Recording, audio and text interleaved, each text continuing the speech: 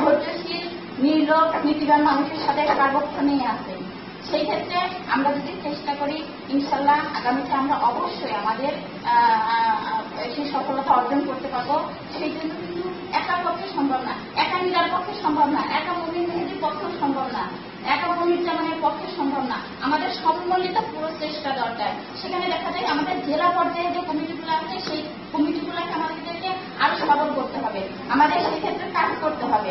কিন্তু সেটা এটা না যে আমাদের নিজের যে আমাদের রুটির যে জায়গাটা, সেই জায়গাটাকে বিচ্ছিন্ন করে না, আমরা আমাদের কাজের পাশাপাশি আমাদের যে আন্তরিকতা থেকে সবই সম্ভব করলাম। 1 ঘন্টা 2 ঘন্টা সময় দিলাম সেখানে দেখা যায় আমরা যদি জেলা পর্যায়ে, উপজেলা পর্যায়ে আমাদের কমিটিগুলো আরো সবল করতে পারি, ইনশাল্লাহ আগামীতে আমরা একটা হলেও নতুন ধারা থেকে আমরা একজন সংসদ তৈরি করতে পারবো।